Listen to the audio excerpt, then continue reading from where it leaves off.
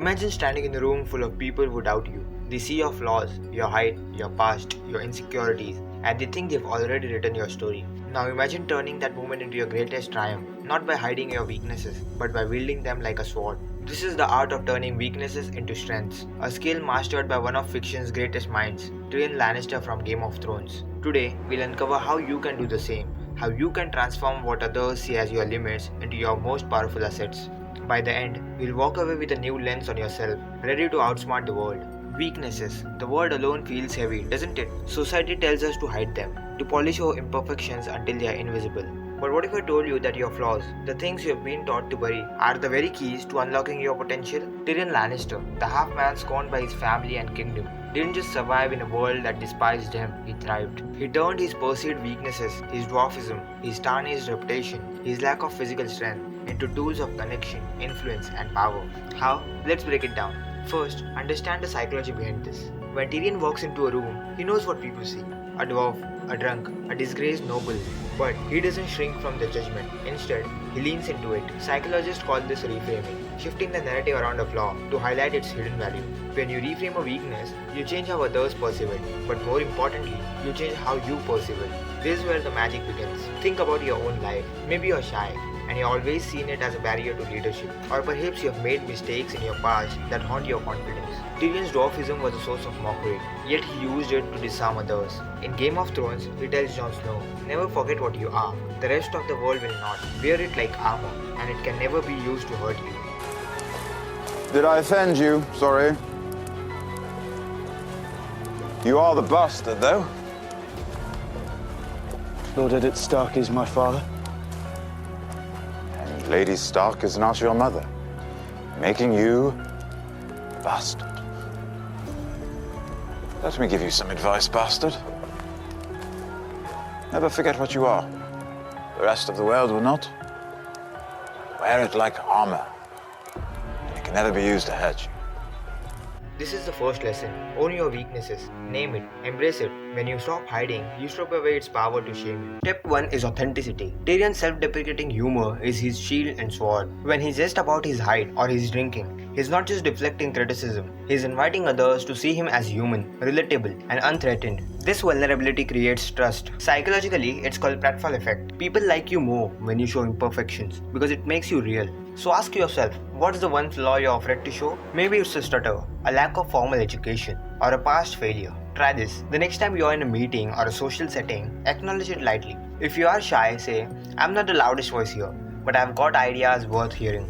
If you've failed before, own it. I've made mistakes, and they've taught me more than my success. This isn't weakness, it's courage, and courage is magnetic. Step 2 is reframing your weakness as a bridge to others. Tyrion doesn't just accept his flaws, he uses them to connect. In King's Landing, he is mocked as imp, but he turns that label into a symbol of resilience. He tells stories of his struggle with such wit that lords and commoners alike find themselves rooting for him. Why? Because people connect with struggle.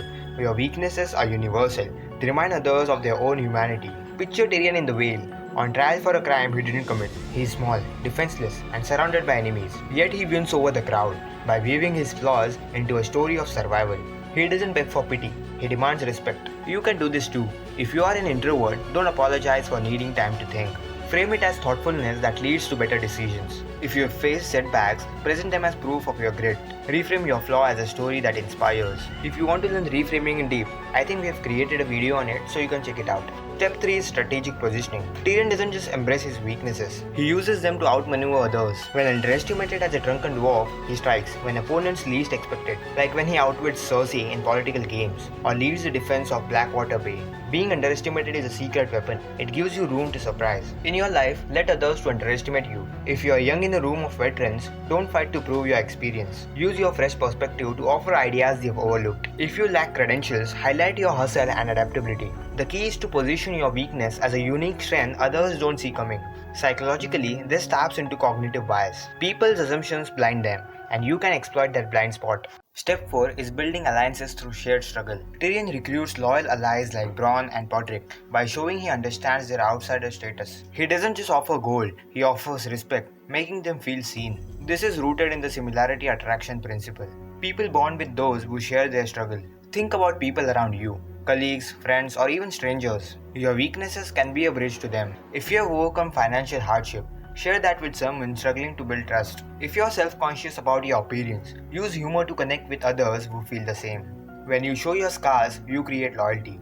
People will fight for someone who has fought their own battles. Here's a practical exercise to start today. Write down one weakness you have been hiding. Maybe it's anxiety, a lack of confidence, or a past mistake. Now, reframe it. How has this weakness made you stronger? If you are anxious, maybe it's honed your empathy. If you have failed, maybe it's taught you resilience. Practice saying this reframe out loud, like Tyrion would, with confidence and a touch of humor. Then, test it in a low-stakes conversation. Watch how people respond. You will be surprised how quickly they connect with you. The deeper truth here is that your weaknesses are not flaws, they are your story. Tyrion Lannister doesn't succeed despite being a dwarf. He succeeds because of it. His struggles sharpen his wit, his empathy, his cunning. In the same way, your weaknesses are what make you unique. They are the cracks where the light gets in. As Leonard Cohen said, they are the raw material of your greatness. Every time Tyrion faces a room of sneering nobles, he reminds us, the world may try to define you by what you lack, but you define yourself by what you do with it. Your shyness can be your thoughtfulness. Your failures can be your wisdom. Your doubts can be your drive. When you embrace this, you don't just outsmart others, you inspire them. You become the kind of person who changes the room. Not because you are perfect, but because you are real. So here's your challenge. This week, identify one moment where your weakness could be your strength. Maybe it's a job interview, where you admit a gap in your experience, but highlight your hunger to learn. Maybe it's a date, where you share a vulnerable story to build trust. Like Tyrion, wear your flaws like armor. Let them tell your story. And when you do, you'll find that world doesn't just accept you, it admires you. You are not your weaknesses, you are the courage to wield them. Go out there and rewrite your story. So that's it for the video. Thanks for watching.